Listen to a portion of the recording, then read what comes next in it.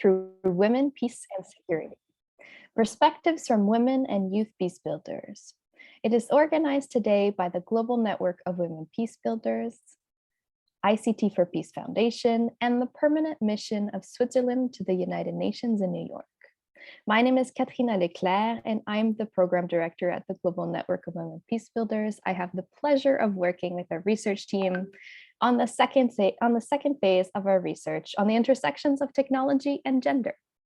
A few housekeeping rules for us this morning, afternoon, or evening, wherever you are in the world.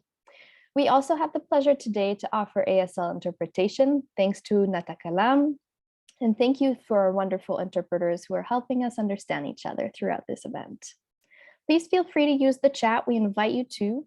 We will be downloading and saving it if you choose to share resources as well or contact information. In the spirit of time, we'll be sharing biographies of our speakers in the chat instead of reading them aloud. So please take a look at the chat throughout the event to be able to learn more about our speakers. Lastly, we invite you to share with us your thoughts and questions throughout the event. You can do so by engaging either in the chat function or asking questions using the Q&A function, which is at the bottom of your screen. And of course, we're talking about cybersecurity and digital technologies. And so we encourage you to tweet and use Twitter during this event using our hashtag #WomenPeaceCybersecurity.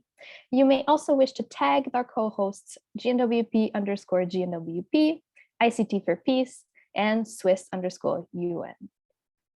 From the creation and design of digital technologies to conceptualizing threats to security in the digital realm, to mitigating and responding to cyber threats, gender has applications to nearly all dimensions of cybersecurity. A 2021 United Nations Institute for Disarmament Studies report on women, peace, and the cybersecurity agenda calls for a need to recognize and understand the differentiated gendered impacts of cyber incidents, much in the same way that our very famous, happily famous UN Security Council Resolution 1325 and the Women, Peace, and Security agenda have pointed out the differentiated gendered impacts of conflict. GNWP's research in partnership with ICT4Peace and Switzerland, published in 2021, has demonstrated that the integration of gender in the legal and policy frameworks on the use of information communications technologies is still insufficient and often lacks consistency and depth. So as we know, national cybersecurity strategies are key policy documents. And I mention this because you'll be hearing lots about them today. And they are used to address this barrier and make online spaces and infrastructures safer. The International Telecommunication Union reports that 114 out of the 193 of its member states currently have a national cybersecurity strategy. However, there's no comprehensive analysis on the integration of gender-specific cybersecurity concerns and specifically the concerns for women's safety and human rights online in those specific strategies. And little analysis actually exists to show how these obligations could practically be integrated into national cybersecurity strategies, where the current good practices and limitations lie.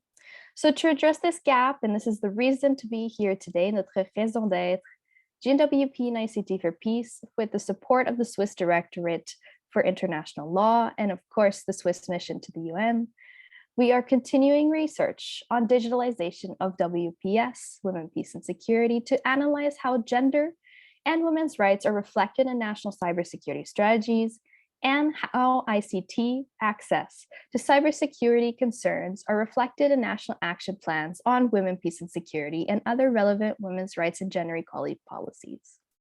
Now, you've heard a little bit from me, but I would love to turn it over to our opening remarks. Ambassador Pascal Bereswil from the permanent representative to the Permanent Mission of Switzerland to the United Nations in New York. Over to you, Ambassador. Thank you very much, Excellencies, dear colleagues, dear guests. I would like to very, very warmly welcome all of you joining us today online, from all over the world. Here with me in the room, I have the privilege and tremendous pleasure to welcome Cora Weiss, who is president of the Hague Peacebuilders, and maybe a title I like even more, a lifelong peace activist. On my right side and on my left side, I have Marik Cabrera Ballesa, Executive Director from the Global Network of Women Peacebuilders. And then, of course, I also would like to very warmly welcome all our colleagues and the speakers online. This is Anne-Marie Buzatu, Vice President, and Julia Hofstetter of the ICT4Peace Foundation. Katrina Leclerc, our moderator, and Panthea Burmalek from GNWP. And several panelists are joining online and will be introduced in due time. A few weeks ago, on World Press Freedom Day, UN Special Rapporteur on Freedom of Opinion and Expression, Irene Khan, reminded us that ending the gender digital divide, or the gap between women and men using ICTs, is critical to the full enjoyment of women's rights. The gender digital divide affects women's and girls' human rights and many aspects of their lives. And beyond that, the gendered nature of digital spaces impact the specific vulnerabilities and risks posed to women and youth peace builders and human rights defenders, as well as their communities. Today's event is an important opportunity to discuss challenges, but also good practices to bridge the gender digital divide, and how bridging which is critical, of course, to advance the Women, Peace and Security agenda. As part of the research project, Women, Peace and Security and Human Rights in the Digital Age, GNWP and ICT4Peace analyzed opportunities and risks associated with advancing women's participation and the protection of their rights in the digital age. In a follow-up project, they are now studying how national cybersecurity strategies integrate gender and women's rights, and how national action plans on WPS reflect on cybersecurity and access to ICTs. My country, and I would like also to acknowledge the Department of International Law in Capital, supports these important projects. They strengthen the WPS agenda and contribute to the protection and promotion of human rights globally, as they help us to better understand the challenges and opportunities of digitalization. For my country, peace and security, as well as digitalization, are two foreign policy priorities. And our commitment to advance the Women, Peace and Security agenda is one of long standing. In 2007, Switzerland was one of the first countries to adopt a national action plan. And in all of these years, Switzerland has also collaborated closely and successfully with GNWP. So our work on the complementarity between CEDAW and the Security Council resolutions on WPS culminated in 2016, when a treaty body addressed the members of the Security Council in an ARIA formula meeting for the very first time. Another milestone in our collaboration was the signing of a cooperation framework between the CEDAW committee and the special representative of the Secretary General on Sexual Violence in Conflict in 2018. So the close cooperation with GNWP is an important pillar in our efforts to link Switzerland's policy commitments in the areas of peace, gender equality, and human rights in the context of women, peace, and security. Today, we look very much forward to learning more about how women and youth peace builders and human rights defenders use ICTs and understand cybersecurity as part of their work. What resources do they have? What do they need to do their peace building work securely? And to what extent do national cybersecurity strategies integrate a gender perspective? I wish to conclude by reiterating the importance of the Women, Peace and Security agenda to address the specific needs of women, to allow their fulfillment to full enjoyment of human rights, and to ensure their active participation, both in the physical as well as the digital world. And as an incoming Security Council member for the term 23-24, my country is determined to continue and strengthen its commitment to the implementation of women, peace and security. I want to underline that we do not see the Women, Peace and Security agenda as a separate field, and certainly not as a box that you check and then the work is done. For Switzerland, the Women, Peace and Security agenda is a transversal issue and approach that guides our work in all fields, which includes, of course, the digital space. The intersection of women, peace and security, and cybersecurity and digitalization is therefore a top priority for us. Before I hand over to Mavic, I would like to close by sharing Yasmina Benzliman's words. Yasmina is a young women's rights activist and peace builder from Morocco. She said, I quote, "Though we face challenges of misinformation, disinformation, hate speech, attacks and threats, together we are stronger. We are agents of change. Through this digital world, we make real change and promote peace, equality and justice, values we all stand for.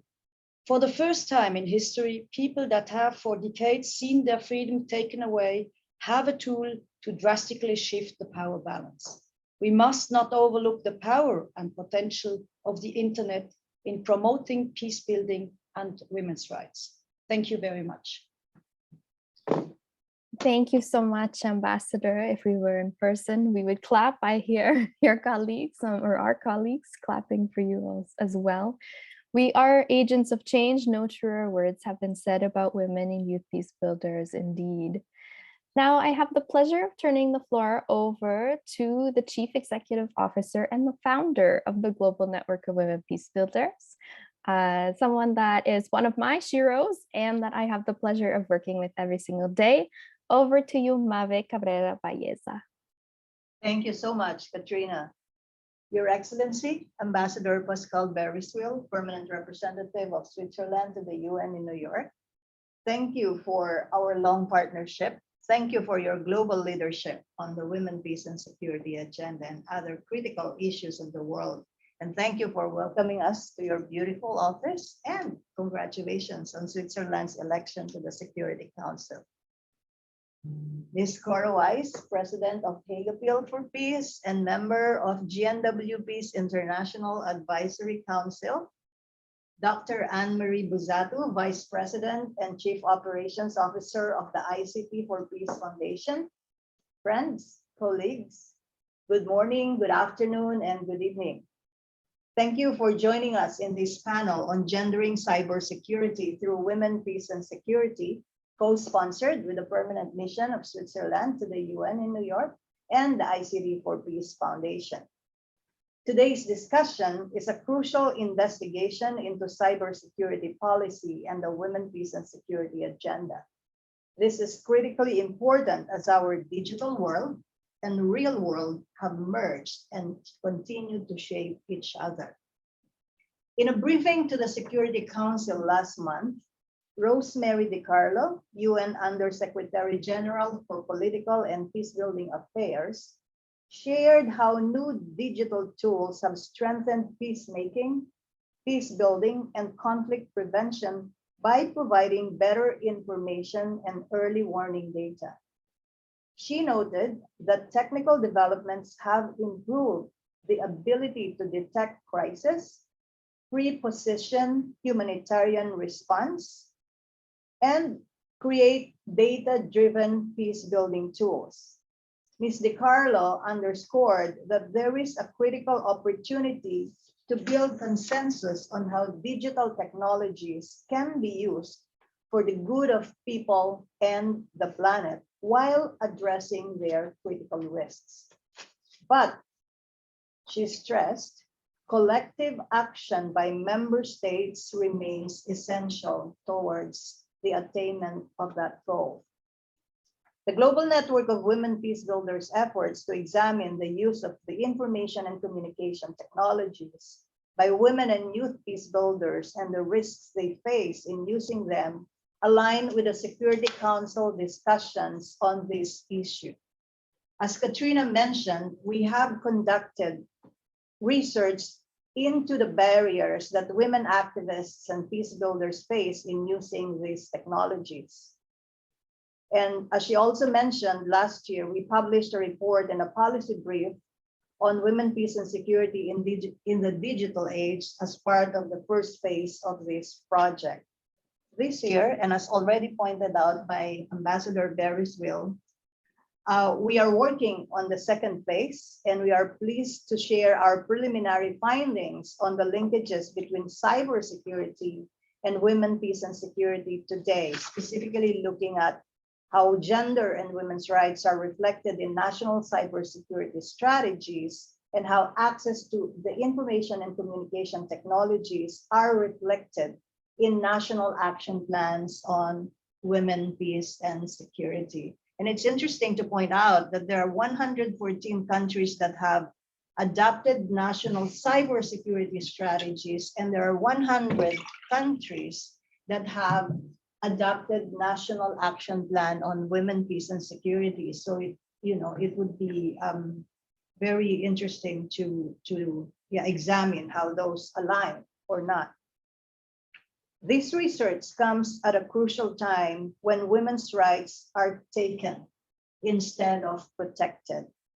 When women human rights defenders and peace builders are the main target, not just by armed groups, but even by some of the governments. Women peace builders worldwide use information and communication technologies extensively to advance their work, from amplifying protests and building networks of solidarity to facilitating peace processes.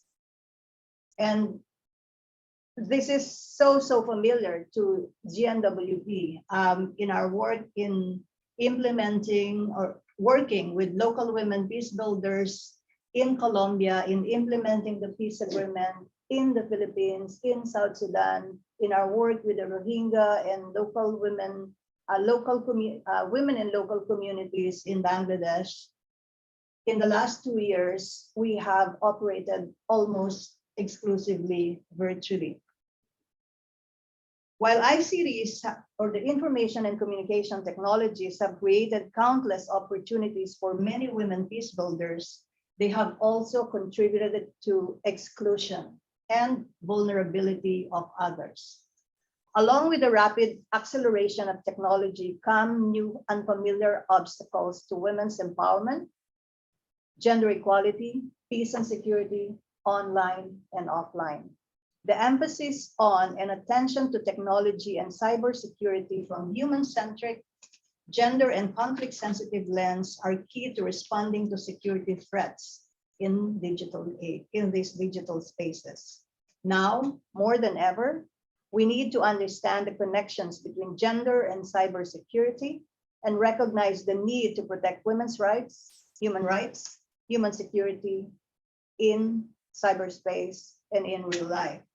Only then can we develop crucial policies to address cyber threats and risks at the human level and ensure safety, inclusion, and continuation of women peace builders' vital work. Political commitment matched with financial commitment from member states, the United Nations, European Union, other multilateral institutions, and other key stakeholders is necessary to make this happen. Thank you. Thank you so much, Mavic, for those opening remarks and for highlighting also what is happening on the ground with women peace builders and women and young women peace builders across the world. Now I have the pleasure of welcoming our colleague from Switzerland, or based in Switzerland, our colleague from ICT4Peace Foundation, the Vice President and Chief Operations Officer, Anne-Marie Buzatu. Over to you. Thank you so much for those opening remarks, and it's really a pleasure to be here. I would just like to give my thanks to Ambassador Bereswil, to Madam Director Cabrera Valdesa, all the excellencies, colleagues, friends, and peace builders around the world for being here today at this event. Personally, ICT4Peace this is the second time that we collaborate with GNWP to work on this topic. And it's a very personally satisfying and enriching project that we are working together, bringing both our expertise in the cyber and ICT's world, and then working with you to really further this important initiative. And so I just would like to thank also all the colleagues at GNWP, as well as my colleague Julia Hofstetter and Panthea Permalek in particular, who have really led on this study, for coming up with this very interesting findings that we will discuss today. But not only am I excited about this study, and I think the topic is extremely interesting, but I consider it of vital importance to international security. More and more of our research shows that in the information age, we really have to fundamentally rethink how we approach and view security, which is increasingly more and more about how we manage, share, safeguard, and instrumentalize information. And so security is very much linked to this information. And so we really need to, when we think about how to address safeguarding security, safeguarding information goes hand in hand. What the preliminary findings show is how information can be instrumentalized or weaponized to undermine the work and lives of men, women, peace builders, leading to sometimes catastrophic results. And so truly, the power of information needs to be considered at the same level as the power of physical weapons and physical attacks in our international and national cybersecurity policies and strategies. And so this is the main thought that I would like to leave as we actually go into the findings. The shift that we need to look at as information as something that is a kind of weapon or that can be weaponized, and that we need to take into account and approach in a different way as we look at international security, international and national cybersecurity strategies and policies. But far more convincing than my opening remarks are actually the findings from the study. So it is really my great pleasure to hand over the floor to my colleagues, Julia and Panthea, who are going to just do that. So thank you. Thank you so much, Anne-Marie, and thank you so much to ICT4Peace for being willing to partner with us again on the second phase of this research. Now I equally have the pleasure of handing it over to our two lead researchers to share with us the preliminary findings of the research on national cybersecurity strategies and the intersection with women, peace, and security.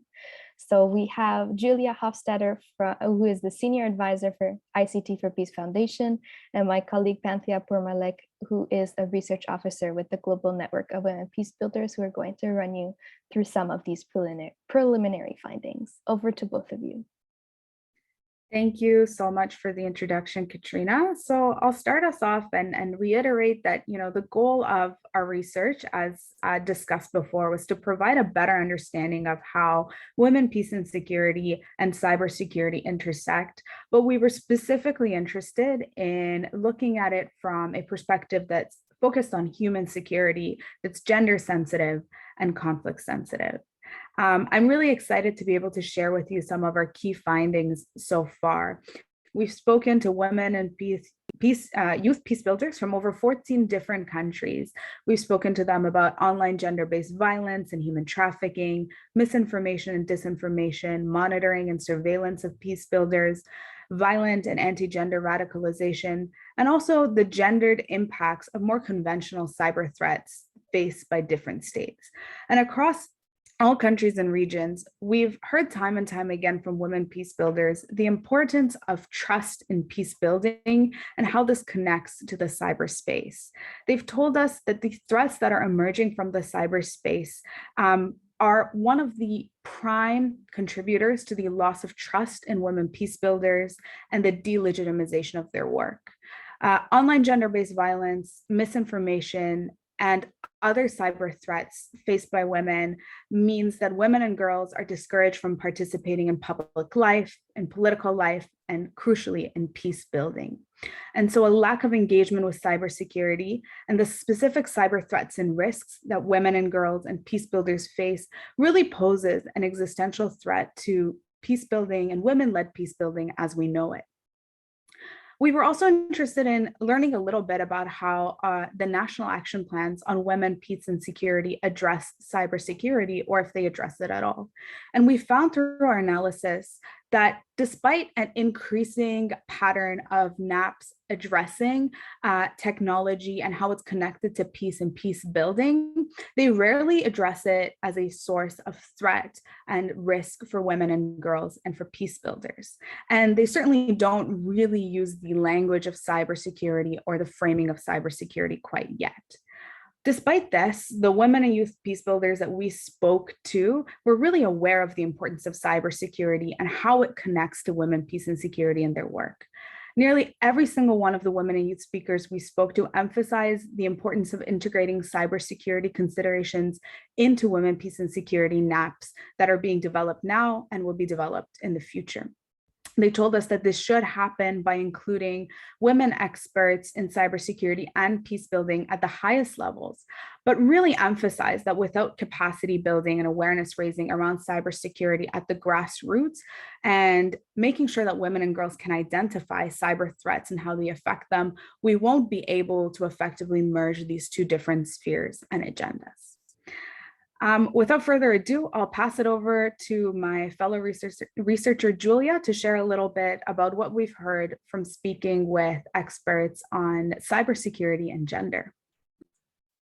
Yeah, thanks so much, Pantea. So another key question that the report tries to answer is if national cybersecurity policies integrate the gender perspective and also address the women, peace, and security agenda. So analyzing over 100 national cybersecurity strategies and conducting interviews with cybersecurity experts, we found that most national cybersecurity strategies heavily focus on traditional cybersecurity concerns, such as threats to infrastructure, technical resilience, and securing cyberspace against state-sponsored attacks. Doing so, they, however, fall short in addressing society's social resilience to cyber threats in general, and also women's rights and vulnerabilities in particular. So to address these gaps, we then identified a few key measures governments should take into account when drafting national cybersecurity policies.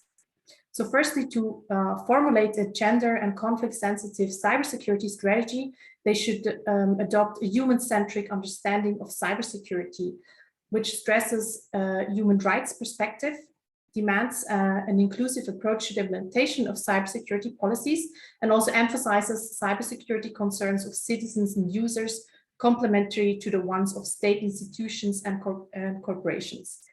So in concrete terms, to incorporate the women, peace, and security agenda in national cybersecurity strategies, governments need to acknowledge that traditional cybersecurity threats have gendered impacts, but also put more emphasis on non-traditional cybersecurity threats that disproportionately affect women and women's rights organizations.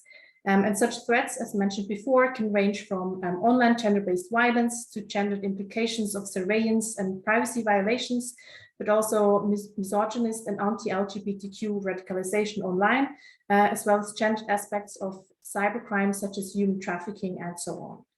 And our analysis also found that in most states, women's digital rights and vulnerabilities to cyber threats are to a certain extent addressed in national legislation, for example, in online safety or defamation and harassment laws.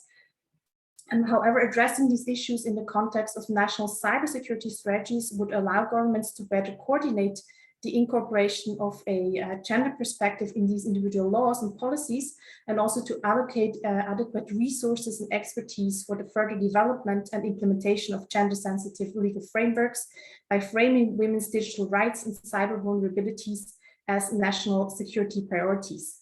And also regarding the design, drafting, and implementation of national cybersecurity strategies, governments need to facilitate an open and participatory process to contributions from a society-wide spectrum of stakeholders, especially women's rights groups and organizations representing other marginalized groups, in order to ensure that national cybersecurity strategies incorporate a women, peace, and security perspective. Lastly, we found that in many countries, there is a lack of necessary expertise on the intersection of cybersecurity and the women, peace, and security agenda, which sets limits to the meaningful contribution that national actors, from government representatives to civil society organizations, can make to such a gender-sensitive design of national cybersecurity strategies. Therefore, governments should commission research to further analyze and report the gender impacts of cyber incidents and to identify barriers to women's access to national cybersecurity policy-making processes.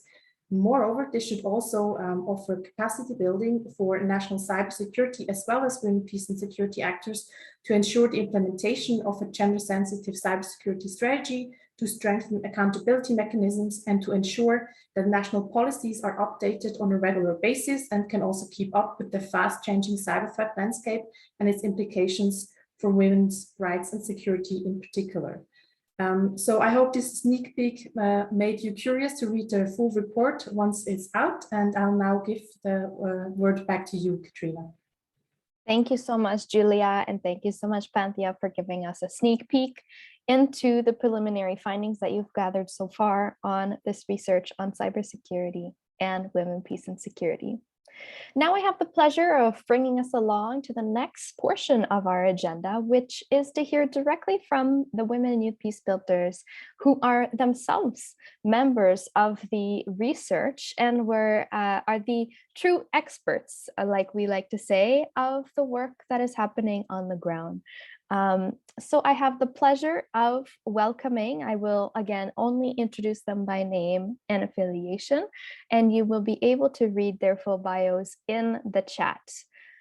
So I have the pleasure of welcoming Dr. Mako Avaliani from Georgia, Luna Casey from McGill University, and also from Nepal, so Canada and Nepal, Patricia Niyasuna from the Ugandan Women's Network, and Kaukab Al-Taibani from Women for Yemen. So thank you so much for joining us, the four of you, this morning, this afternoon, and evening for some of you. We're going to do this in two parts. So first, I'm going to ask a question to all of you. You'll have 2 minutes to respond, and then I'll do some more specific questions to each of you to respond. So the first question that I have for each of you is, in your view, what is the most pressing issue when it comes to integrating cybersecurity and gender? So what are major gaps that need to be addressed in this area? So perhaps we can go first with you, Mako, if you're comfortable. I am. Thank you, Katrina. First, let me welcome everyone and thank you for this opportunity being a part of this event and also this panel discussion of gendering cybersecurity through the WPS agenda. About the pressing issues and major gaps, we'll know that women in cybersecurity are still facing discrimination despite the progress made in the industry in the last decades. The roots of causes are deepened in the stereotypical approaches of the most societies, the lower representation of women in the field in various, according to the country statistics, but this is remains as challenge globally. When it comes to industries that have issues with the gender gap, it is not shocking that cybersecurity field is guilty. Males historically at the present dominate the cybersecurity field.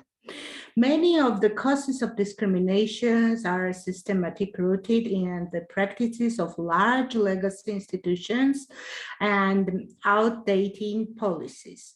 Stereotypes reinforce at the young age that women aren't good at technology, seep into adulthood. There is a massive shortage of workers in cybersecurity field, therefore integrating diversity and closing the gender gap is an important issue.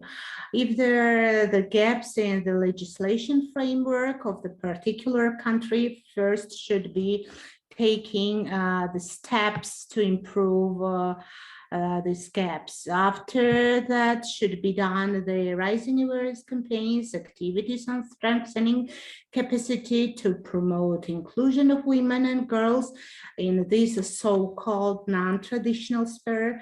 ICT is the utmost importance.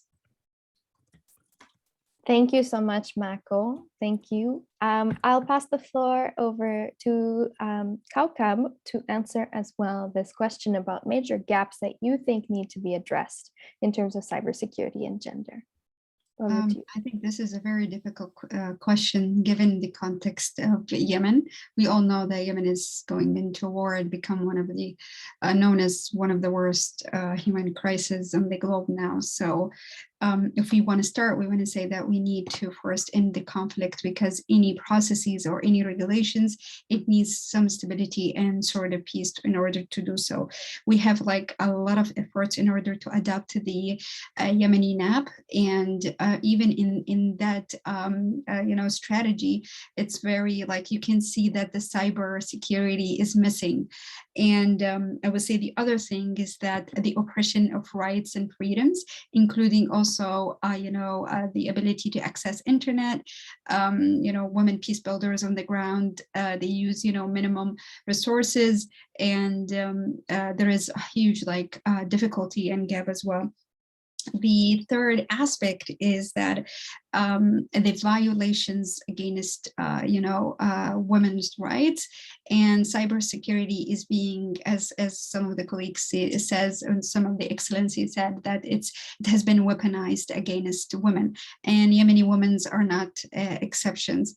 So, but in Yemen, the cybersecurity methodologies, or let's say tools, is becoming new, and women peace builders are starting to using them, and they're not let's say fully aware of how to protect themselves and how to use them to better acknowledge and better use the policies, and how to use digitalization in their work.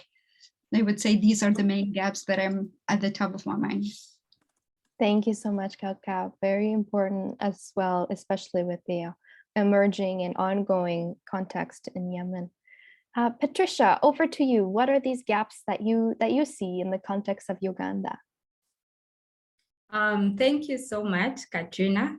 I'm glad to be here. This is a very good platform that I believe will really help me to share some of the challenges or some of the gaps that as WUGNET, Katrina, I'm sorry, but just a correction, it's Women of Uganda Network, WUGNET.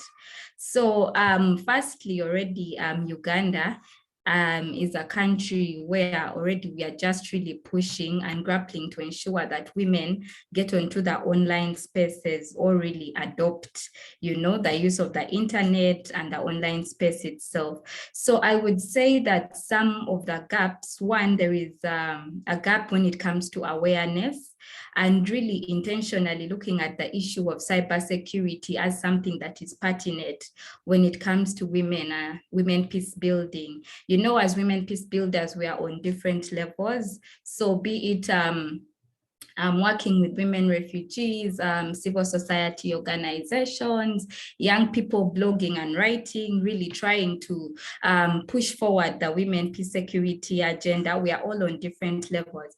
Another gap, which is connected to what one of the co-panelists, Marco, said, based on the social cultural norms, is also when it comes to issues of ownership, access and use of digital devices. A lot of times because of gender norms and stereotypes, there are issues when it comes to ownership of, for example, a device that is bought by your partner. Just briefly, in a study that WUGNET conducted, we realized that one of the issues that women were reporting, or women peace builders, that was causing or affecting their security online or use of digital security tools, was their partners feeling that they control or own the equipment that they have. So that means that the issue is not only at a level where we discuss like this, but it goes down still to household level, and also comparing it really to the other gaps, like the knowledge gap that has also been spoken about, and the need for more awareness. So yes, briefly, that's what I can share. Thank you. Thank you so much, Patricia. Wonderful to hear your work and also your perspective as a women peace builder and the work you do with women peace builders. Over to you, Luna. Any additional gaps or different gaps that you've observed in your work? Thank you, Katrina, for this question. I think the most pressing issue regarding integrating cybersecurity and gender is the lack of diversity and inclusion in cyber realm. because often gender is conflated with the women or understood as a binary of men or women. And this has resulted in consistently overlooking the specific needs of marginalized and racialized groups concerning their human security and human rights in the virtual spaces. As all our speakers already mentioned, men have historically and currently dominated this cyberspace, and such a digital divide often prevents women and girls and sexual and gender minority population from entering this field. And I think the next gap is the lack of cyber laws and legislation on cybersecurity. Currently, cybersecurity is highly focused on state security issues. So I think more focus need to be on protecting the need of people in cybersecurity. And the ways to address these gaps are bringing more girls, women and girls and sexual and gender minority people's participation in science, technology, engineering, and mathematics, plus enhancing their cybersecurity skills and expertise, include, for example, like communication skills and cyber governance. So yeah, I would end up here. Thanks. Thank you so much, Luna. Now, I'd like to turn over to the question of threats to peace building. So what are some of the main cyber risks and threats to peace building, particularly women-led peace building? And I'm particularly interested in hearing, Patricia, what you have to say in your work in Uganda, and then afterwards, I'll pass it over to you, Kaukab, for your perspective from Yemen. So over to you, Patricia. Thank you so much, Katrina. So there may be a number, but I would really like to just bring it down. One of the major risks that women have faced, women peace builders among other women, is online gender-based violence.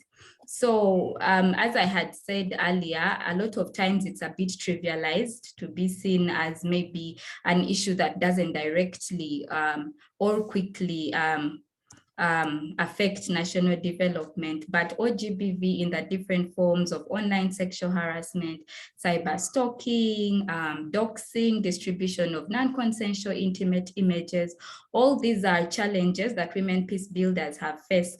And from a study we conducted with women journalists, we realized that many of them really get afraid of using these digital tools or being on these platforms. And yet these platforms really contribute a lot to building women peace and security in different ways and at different levels. So one, that is it, OGBV. And then also maybe I can mention direct attacks that still come. In Uganda, there is an example of Women Peace Center, Women International Peace Center. By then it was ISIS Wiki.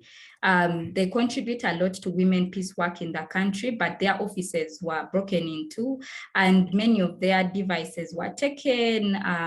For example, the hard drives that have a lot of information. So this brings us a lot to really think that if we really look at it plainly or as something that doesn't affect us women peace builders, it gets to a level where someone now comes directly to your space and looking for your device and maybe taking away a lot of information that is sensitive, and one can cause harm to ourselves as women peace builders, but also to other women, you know, because we work with women in different contexts, structurally silenced women, and their information is very, very sensitive and may not, when it goes out there, it may be perceived differently. So causing harm to women peace builders and also really affecting their use and understanding of cybersecurity and looking at it in a concept of, I think this is something we should avoid, you know, because it is causing us this much pain, which may not really need to be the context. So yes, briefly, just those are the two I could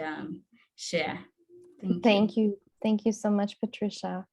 And yes, we work very closely with the WIP Center, so it's unfortunate to learn that this has happened to them. Over to you, Kaukab. What are some of these threats that you've observed in Yemen, in the context of Yemen? I would also link it to the conflict because I know that from my experience, all women are facing in the globe are facing the same cybersecurity challenges. But if I want to zoom it into the conflict-related aspect, I would say that there is a militarization of media and being used against, especially against women activists and women peace builders in particular, and this being used by that some of the official media outlets are accusing women of prostitution. Those women who are working, they're accusing them of spying to other, countries. And unfortunately, we know that if you know the context of Yemen, you know that the countries that are launching the war in Yemen sometimes are facilitating some of these threats, like Saudi Arabia, Emirates, and Iran as well. So some of those women are facing, like I would say, armies of trolls, armies of nasty comments, like thousands of nasty comments sometimes. And the worst thing is that if you know that before even the war, Yemeni women have worked so hard to make some gains. And what happened is that the conflict has opened, let's say, very toxic, impact over women. Like, for example, now the gender norms are being used against Yemeni women. If you are following now the Yemeni context, you will see there is a defamation campaign against peace builders and against women working in CSOs, and it is being led, but unfortunately this has been, like I would say, soaked by some segments of the country. And because of the lack of, in Yemen, I would make it simple for you. Imagine a country without a state, without governance. How would it be? CSOs are working alone, and when we say that, we mean that also women are working alone. And imagine they're facing machines, structural, organized machines of attacks. So they're not only facing, like, some people they try to change, but they also face some militarization of social norms against them. So they're using already the flaws of the society to make those women get silenced. And this is the hardest part. And we are witnessing new gender norms, like forcing women to have escorts. And we see this has been like, they're using the digital media as their number one tools to execute that. So these are just, I would say this in brief, the biggest challenge and the biggest threats our Yemeni women are facing. Thank you so much, Kaukab. It's so important to be able to hear that perspective, especially with what's happening in Yemen right now. Luna and Mako, I'd like to turn it over to you for a different question. I'm curious from your perspectives, how can current approaches to cybersecurity be more gender sensitive? Why is this relevant, or why should different actors care about this? So maybe Luna and then Mako. So I think to make current approaches to cybersecurity more gender sensitive, first all cybersecurity stakeholders such as like cybersecurity policymakers, implementers, and cyber institutions should be provided gender-based plus analysis and intersectionality trainings. And I think the second method would be maintain gender and intersectional disaggregated data all over cybersecurity policy and practices. And such database will help support developing and implementing gender-sensitive cybersecurity policy. And I think this is important because current gender security approaches is not gender sensitive, and these that is why it's disproportionately impacting marginalized and racialized women and girls and gender and sexual minority people. Yeah, so I would suggest, yeah, thank you. Thank you, Luna. Over to you, Mako. How can we make current approaches to cybersecurity more gender sensitive? Thank you, Katrina. So as already mentioned, there is a clear gap in cybersecurity field. So there are many different social and institutional and personal barriers that can hinder women's advancement in the cybersecurity field. For instance, many studies pointed out that IT continues to be a male-oriented. So, and This is the one reason why so far young women pursue a career in digital security. This initiative will therefore explore the possibility, reasons for and solution to address this gap. The initiative will also promote policies, counter online abuse and gender-based violence. So the gender-sensitive cybersecurity and the internet has become a tool used by criminals to commit both traditional and new types of crime against women. So there seems to be a lack of awareness regarding online gender-based violent behavior and the potential measure to address and prevent such online abuses. This data reveals the importance of designing cybersecurity awareness, raising messages and campaigns tailored to address gender-specific challenges. So I think that we should focus on good practices for promoting more inclusive career opportunities for women in cybersecurity and making this field attractive and more diverse, and to address the women representation in cybersecurity and make efforts to change the existing statistics by inclusion of women and diverse group is the utmost importance. Thank you so much, Michael. Very, very important. Now, one more question to all four of you. How can the Women, Peace, and Security agenda be expanded to be sensitive to cybersecurity? So roles are a little bit reversed in this question. And how can gender be integrated into multilateral and national cybersecurity policies themselves? So perhaps we can go in the order that I see you on my screen. So Luna, Kaukab, Patricia, and then Mako. So Luna, Thanks, first. thanks Katrina for this question. So I think WPS agenda can be expanded to be sensitive to cybersecurity is through integrating and centering cybersecurity in WPS agenda, and this can be done through national action plans. And I think this can help combat cybersecurity such as cyber violence, cyber risk that we are currently facing. And one way to integrate gender into multilateral and national cybersecurity policies is through gender analysis of current multilateral and national cybersecurity policies, because gender analysis would help understand how gender and other inequalities operate in cyberspace and impact human rights. And second would be multilateral and national cybersecurity policy utilize UNSCR 1325 and WPS framework in their work, because this is a very strong soft tool which help combat, enhance women and girls' rights, and also support integrating gender in cybersecurity policies. So yeah, thank you so much. Thank you, Luna. Kaukab? In addition to what Luna said, I think what has Luna said is also applied to Yemen, but I would also want to say that we can do this via tools. I'm a big advocate for women peace builders on the ground, and especially civil society in Yemen, and especially the women peace, the women-led organizations. If you want to if we want to engender more all aspects, and we want to also include cybersecurity in national action plans, it's very difficult in the Yemeni context with its governance status, that now that there is no governing state and the current governance is extremely weak and almost non-existent. So we would say that if we want to use one tool from my experience and my observation and my work, I would say that let's empower women peace builders in the ground. They're the catalyzers who will be able to make all of these layers and make these like buddies and make and connect all these dots and so on.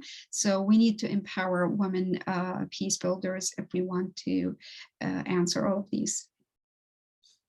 Thank you, Kaukab. We like to say at GNWP that we're not empowering women, we're uplifting them because they already have the power. But I think you were already speaking to that. That's fantastic. Patricia, over to you. How do we expand WPS to ensure that it is sensitive to cybersecurity? Thank you so much. So of course, number one is having these conversations.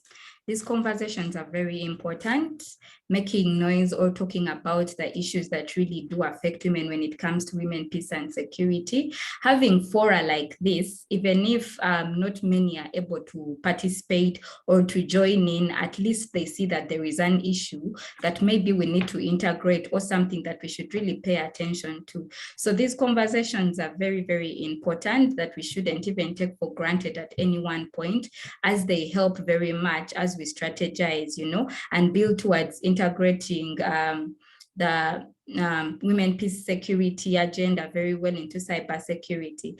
Then also building on what my co-panelists had also mentioned when it comes to the action plans. Uganda has a very good national action plan on women, peace and security. But if we directly or deliberately added really the issue of cybersecurity and how we can integrate, I think it would be important even when it comes to reporting in M&E, or even put it just as an indicator. Having it there as one, I think would really be one step, to us moving forward in pushing forward the agenda. Then also another thing, as much as civil society, especially women-led civil society organization, are doing a lot when it comes to advocacy and lobbying for the policies. Also, it is very important for us to organize as women, organize as women, organize as feminists, organize as women peace builders, come together and advocate together, so that together as a group we have one goal, that way it is easier for us to strategize, to build through and add the different plans, for example, that the other speakers had mentioned, that we can directly and deliberately use, being cognizant, of the fact that we already mentioned, knowing the situation of the other women, and really trying to make sure that we do not exclude any woman, as it was mentioned earlier. So I think that would be really, really fundamental in this. Thank you so much. Thank you, Patricia. And it's great that you mentioned also the monitoring and evaluation tools that come into this to be able to track and make sure that we hold decision makers accountable for this implementation. And the Ugandan NAP, at least this third version of the Ugandan NAP on WPS, is one of the innovative national action plans and one of the few that has, as you know, of course, Patricia, that has a monitoring framework that is very explicit. Now I'll turn it over to Mako. I know there's been several recommendations brought forward, but I'm sure you have some more. So over to you. So mostly my colleagues covered everything, but I will I will conclude this question. So we have to use international legal framework, CEDAW Convention, national action plans on WPS, which can be a really valuable tool between the discussion on gender equality and women's rights and those on cybersecurity, of course. So NAPs have increasingly recognized both dangers and from the online space, which is creating from time to time from women, and the positive uses of ICTs for, of course, women-led peace building. So regarding how exactly what we have to pass and how we have to integrate gender into the cybersecurity policy, we should pass the same ways and first, as Luna mentioned, the usage of gender analysis tools, for example, gender impact analysis, for assessing the steps to creating a cybersecurity plan and go through the gender lens to, for example, risk assessment, security goals, security policies, management plans, and etc., and make needs assessment of the context and identify the exact goals, objectives, and activities to incorporate them into the NAPs and the local, regional and local strategies as well. Very important, Mako, indeed. And actually, I'm going to turn it back again over to you directly now. I have a specific question for you with your experience. So as someone who has great familiarity with the creation of Women, Peace and Security National Action Plans, what are your specific recommendations for the best ways to integrate cybersecurity into the NAPs themselves beyond the question of women, peace, and security, but the actual policy development process for national action plans? So actually, thank you, Katrina, for this question. As you are all aware, adoption of NAP by the member of states of UN aimed at ensuring national and regional stability through gender equality and women's participation. As for the best way of integration cybersecurity into NAPs, there are several steps should be taken. First, to ensure that national cybersecurity policies and activities incorporate diverse gender perspectives as part of their development and implementation across the government. After the policy reviews, developing or strengthening gender inclusive cybersecurity laws, policies and practices, and respect rights of women and girls, and that are able to identify and respond to their cybersecurity needs. Protect the digital space for women and girls, civic engagement, as well as to prevent cyber violence against women and girls. Increase awareness what constitutes cyber abuse by developing public campaigns, adopt laws that criminalize cyber harassment and cyber talking, and address other institutional needs like public review mechanisms, and implement training within justice and police system to better investigate and prosecute such crimes. As for the specific activities for national action plans and local action plans, women's meaningful participation in cybersecurity talks at national and local levels is very important.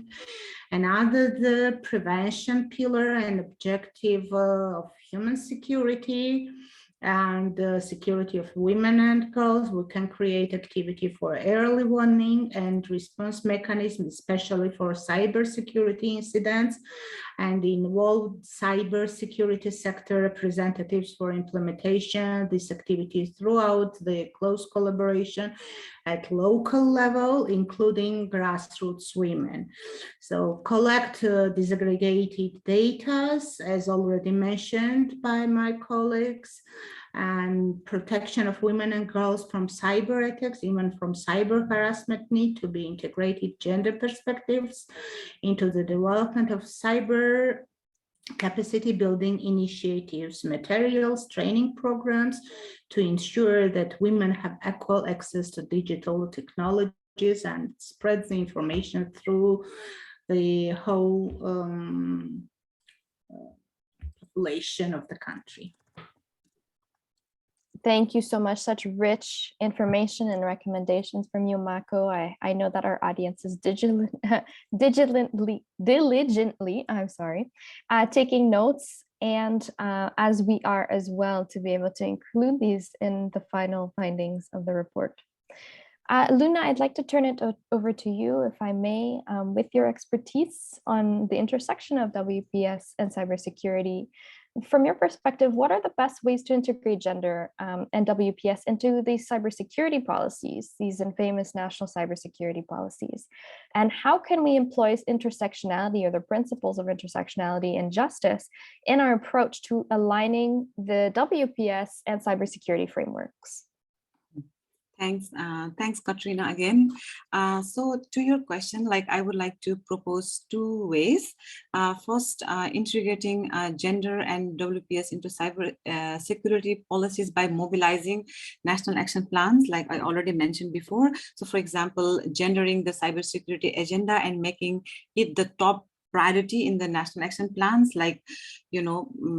protection, for example, UNSCR 1325 on WPS provides 4 elements like protection, participation, prevention, relief, and recovery. So utilizing cybersecurity policies in all these three elements, like protection of women and girls on cyber spaces, creating more participation of women and girls in cyberspaces, preventing women and girls in cyberspaces, and engaging more women and girls in cyberspaces for relief and recovery purposes. And the second I would suggest is WPS NAP policy experts and cybersecurity experts should collaborate and work closely to formulate cybersecurity policies, because currently the cyber agenda is also a women, peace and security agenda, and I think such collaboration will help enhance gender and WPS agenda into cyber policies, and also making gender and WPS cyber security bottom up, because currently the cybersecurity project is largely top-down and hierarchical, which is why marginalized women and grassroots women voices are left out of cybersecurity policies, and their needs and voices are not included in cybersecurity policy projects. And my answer to the second question, to employ intersectionality and justice to align WPS and cybersecurity, I think cyber institutions must build a concrete action plan to implement intersectionality and justice into cyber project and system. For example, cyber institutions need to incorporate an understanding of intersectionality and justice into their policy and practices, and which is currently hugely lacking. And this also involves utilizing an intersectional lens into cybersecurity job hiring processes, promotion strategies, and also plans on creating cyberspace inclusive and diverse, so that women and girls and sexual and gender minority feel comfortable and secure to enter these spaces, and also allocating of more resources and funds to take these initiatives further. Thank you, Katrina. Thank you so much, Luna. Very concrete and helpful suggestions. And we hope that perhaps the member states who are here were able to take some notes as well. Patricia, over to you. My question to you specifically is, what is the role of civil society from your perspective in ensuring that the cyber risks faced by peacebuilders and conflict-affected communities are actually addressed? How have organizations like yours, for example, like WGNIT, innovated to protect women peacebuilders themselves? And how does that work? How do we ensure that the threats that they are facing or that they may be facing are mitigated? Thank you so much, Katrina, for that. Firstly, the role that civil society is playing in ensuring that cyber risks faced by women peacebuilders are addressed. A number of things are really being done by a number of civil society organizations, because as civil society, although we also face challenges, for example, right now the space is partly it is shrinking, the first space for civic organization, for civil society organizations. But we are glad that as civil society already in the different realms in which we fall, for example, in the area of peace, for example, in the area of technology, in the area of the legal field, women are still able to work together and be able to recognize issues faced by women at all different levels and still come together to find remedies. So it is a very big role that civil society organizations do play, but just maybe to share some of the things that have been done on different levels.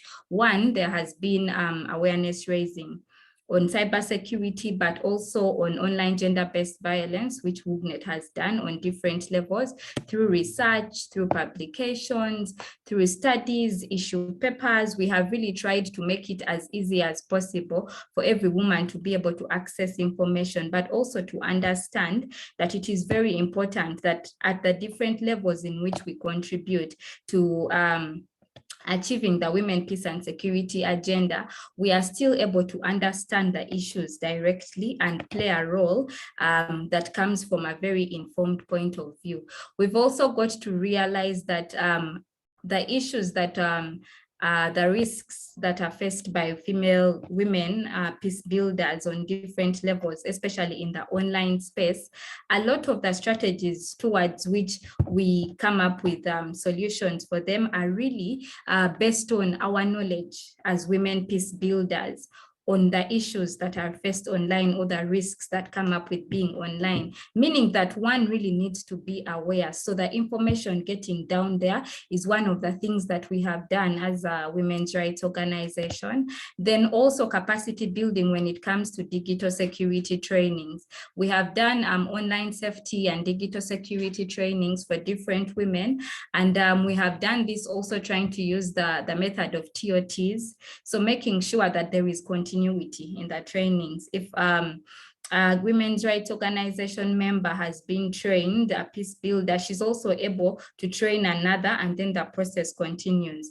We really want to see so many women, especially young women, being interested and not just really forced or being enticed into being women peace builders, but for them really looking at it as a mandate, you know, that is something they want to contribute to. We are glad that so many young women are really interested in technology today, but really understanding the way that they can diversify their skill is something that WUCNET has tried to do by engaging young women as well as women peace builders through trainings on digital security, online safety, skills, and just knowledge really on OGPV, on policies that affect, and how as women and women peace builders we are able to understand and contribute to the wider peace agenda. Then also as WUCNET, we have a toll-free number. This toll-free was brought up during the last elections. During Uganda had presidential elections the previous year, and there were challenges being faced by women, different women peace builders, but we're looking specifically at journalists, female journalists. You know, the media contributes a lot in the way that they report, the stories that they write really can build or break. So a lot of times these women peace builders doing their work, there were a lot of challenges, but this line was able to be used by them to report or to get information on any form of harassment on the online space. It's a toll-free number and accessible. And right now also other women are really calling in just maybe to report or to even find out, is this really online harassment?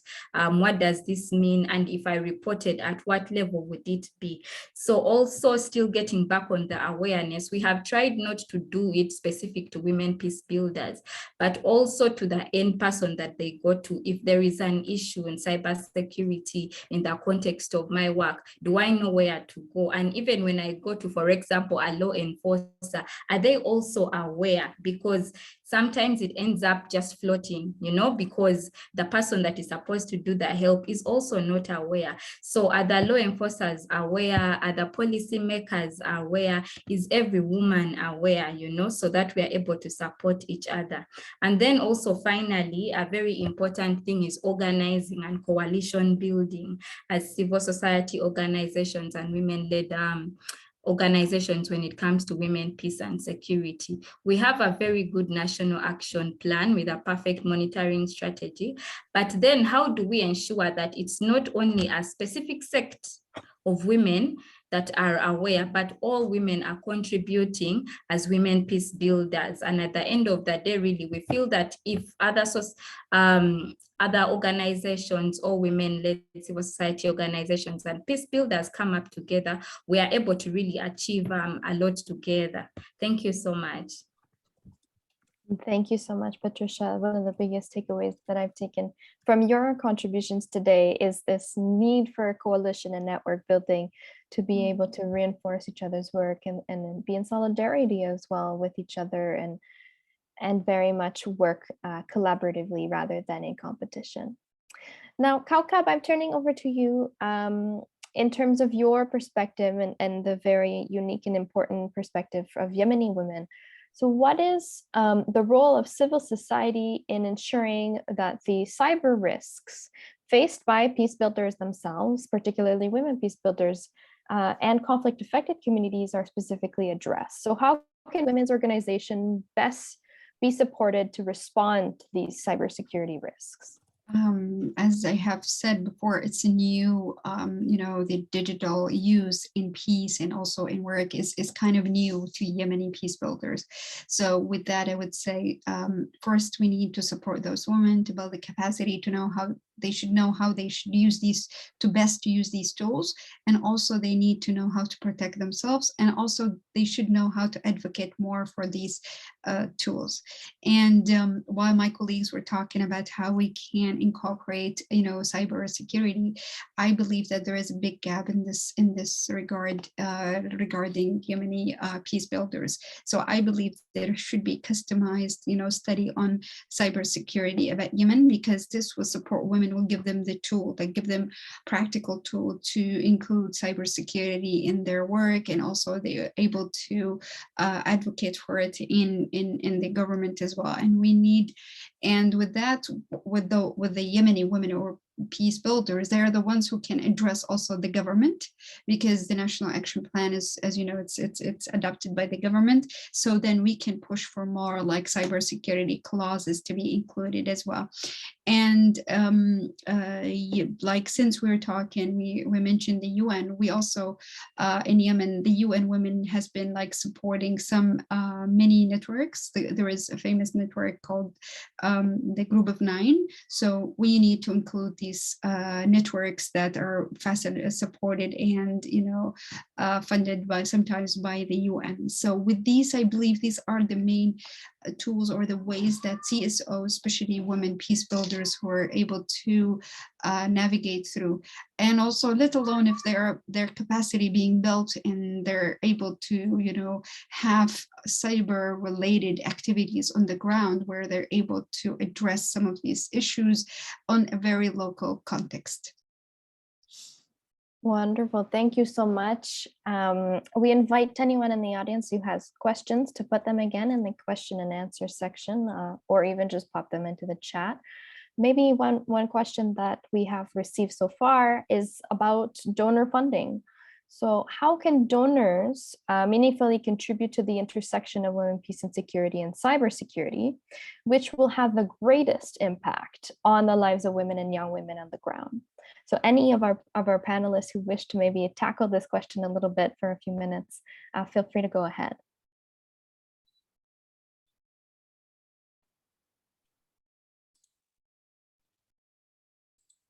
I can start. Go ahead.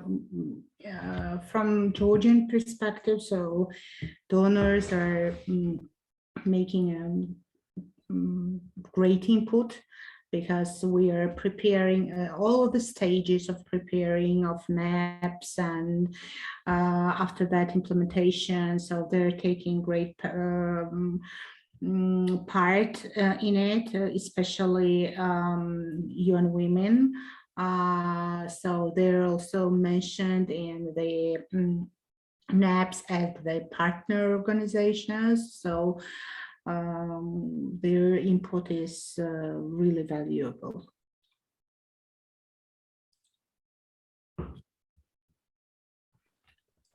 Thank you so much, Mako. Anyone else would like to add anything about the role of donors or what they can do to meaningfully contribute to the work that is happening on the ground? So yeah, maybe I can add. I think more like, currently even the funding process is also very much top down. So what I mean is that, most of the funding is going to the top level, national level organization or fancy women organizations, and not to the grassroots level organizations who are doing the real job on the ground. So I think the funding process of donor agencies should also rethink like how we can put more money on grassroots women's pocket, like, yeah. So that is one main, barrier I see, because I also work in grassroots women organization in Nepal, and like women has grassroots women has such a good ideas. They have their own agendas. They know how to do work, but often, the national level organizations,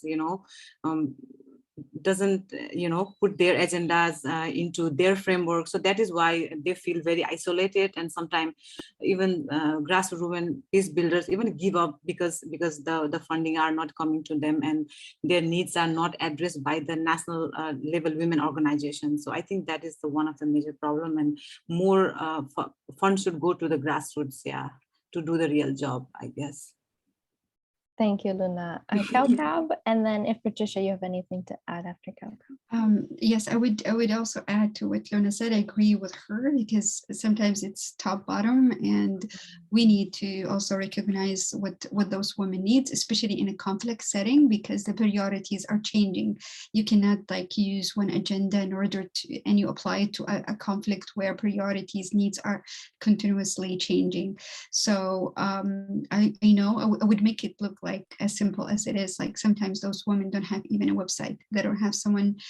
Sometimes they don't have even the minimal sources in order to execute the work. So I would appreciate if those women were even provided some grants in order to address the urgent community needs that where they are working with. I have done research about how these are conducted, and because I know that we are also short of time, so I will put it in the comments if you want to know more about these like priorities from fund.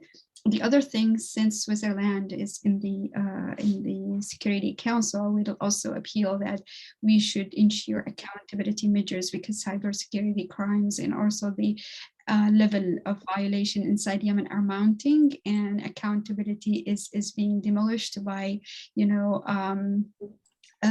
stopping the UN eminent group expert from continuing their jurisdiction inside Yemen. We need to ensure some accountability, because this will also ensure some cybersecurity measures inside Yemen as well.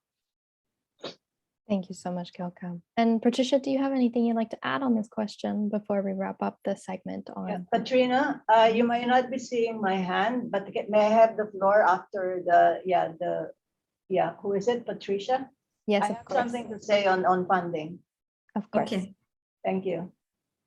Thank you, Katrina. And also, I believe the other speakers have really said much. But one thing that I think I would like also to mention, funding is a bit shrinking, especially on our end on this side. But I think a lot of times the donor agencies really are looking at specific topics or specific groups of women, So in that way, it fails to trickle down to maybe the grassroots women, as it has been mentioned, and women with other different needs. So maybe if they also really try to embrace the fact that maybe a bigger organization, as Luna had said, can work together with a grassroots organization to be able to combine, to build through a very good peace building strategy and contribute still at the end of the day to the major cause, I think that would be good. It is a very good call for all donors to do that. So yeah, briefly, thank you. Thank you so much to all four of you. Before I hand over the floor to Mavic, I want to close out this discussion with you panelists. Thank you so much, Mako, Patricia, Kaukab, and Luna, for bringing your perspectives, your experiences from all these different regions of the world. It's so invaluable to us. And we were very grateful for your participation in the research and continued participation. It's not a one-off activity, as we know. And so thank you so much for being willing to share with us your expertise and your experiences. I'll turn it over to Mavic, who wanted to add something about the question on funding, and then we'll wrap up with our wonderful closing remarks. So over to Mavic. Yes, on funding for governments and the UN and other multilateral institutions to demand telecommunication companies to share their profit. And yeah, that's and for example, we're talking about cybersecurity, but first let's take one step back. Let's talk about access. Who has access? ITU, International Telecommunication Union, data in 2020 said that only 19% of countries have reliable access to the internet. And so that leaves the rest of the world with very unlimited or no access. And 19% of conflict affected and fragile states, only 19%. So and many of I'm glad to note that many of our speakers are representing such countries. And then from our campaign, Katrina, on demanding, Facebook to be more accountable about the hatred and violence promoted on their platform, there was a campaign, ending hate for profit campaign. They have pointed out that when was that? 2019, I believe, Facebook made 72 billion on advertisements alone, and advertisements paid for by political parties and other entities that are promoting lies and fake news and disinformation online. Why are these even allowed to propagate such information? And a good example in making them share their profit is what South Africa did during COVID. It called on their telecommunication companies to be able to access data for free, especially on the prevention of the spread of the virus and access to healthcare. So they can really do something, and they need to be held accountable, and they need to share their profit. Thank you. Thank you so much. Very good additions, Mavic. And of course, this question of accountability, especially as it relates to funding or about action-oriented solutions to cybersecurity threats or lack of action or inaction towards these threats is extremely relevant. Now, I have the pleasure of handing the floor to our final speaker, the last but certainly not the least of our speakers, the president of the Hague Peace Appeal, and also one of our members of our International Advisory Council at the Global Network of Women Peacebuilders, and another one of my sheroes, and one of the few civil society drafters of UN Security Council Resolution 1325, the Cora Weiss. Over to you, Cora. We're so excited to hear from you and your reflections from this event. Thank you so much for being willing to be here with us. Well, thank you and all you cyberettes. Ambassador, Switzerland under your leadership is the best friend that women have. Thank you for that. And Mavic, there's no better woman in civil society organizations. So hi everyone, wherever you are. The best thing about cyber is that we can all get together, see and hear each other. We've had a lot of information today. And I think what I can do is give my perspective on this issue as an 87-year-old wife, mother, and grandmother, but still a feminist peace activist, I hope. We live in the age of cyber culture. Some is advantageous, like computer information technology and electronic communication. I never knew those words before I had to work on this talk. Much is dangerous, like weaponizing drones with bombs targeted at the shopping mall in Ukraine, wiping out women and children. Weaponized drones must be banned. We've been talking today via computers, but as Mavic just talked about, how many people are still without them? How many are without bandwidth to transmit the information, without training on how to use the devices? And how about the 8.5% of the world's population, 65 and over, who are tech challenged, like me? Someone had to wake me up this morning because I don't know how to use the alarm. And I can't order tickets to anything without a computer, or everything which is online only. My hope is that women peace builders will not marginalize the women who go to the fields every day to pick cotton, tea, or coffee with no cell phone. They may be injured or need to know when some of you will be coming to help them take advantage of Resolution 1325. How will you communicate?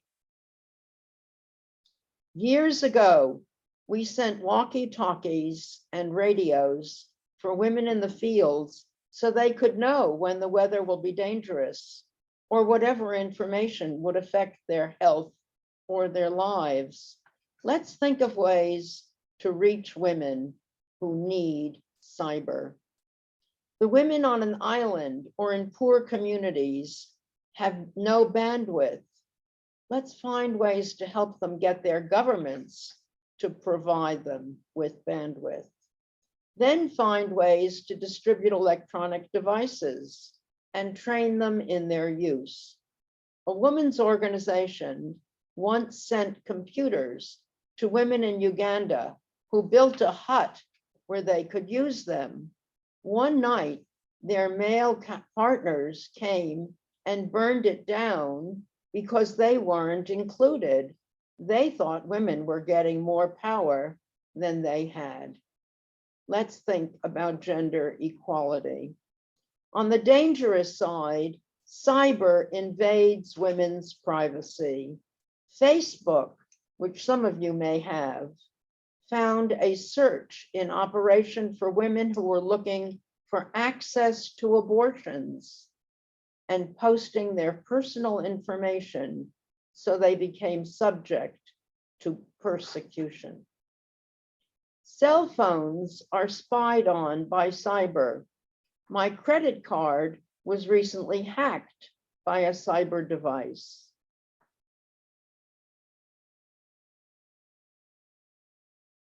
NATO, well, I should start by saying that 1325, I assume you all realize, is a peace resolution, and you are all remarkable peace builders.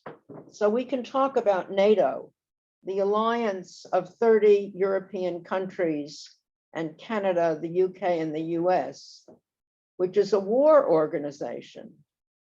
It changed its mission, effective in 12 years, showing the world of new perils, new threats, and new forms of warfare, including cyber war.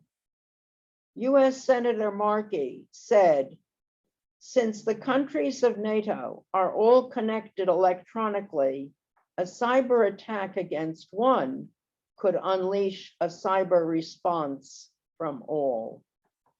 Landmines are illegal. There are treaties outlawing chemical and biological weapons. Nuclear bombs, which are cyber deployed, have been illegal under customary law since the US dropped them on Hiroshima and Nagasaki, because they are indiscriminate in their killing. That makes them illegal. The International Court of Justice has declared nuclear weapons illegal. And now we see increasing reference to the threat of nuclear war. All weapons are supposed to be used only against military targets. And only by banning the institution of war and abolishing it can we avoid the murder of civilians in times of violent conflict. 1325 calls for the prevention of violent conflict. I think that means the abolition of war.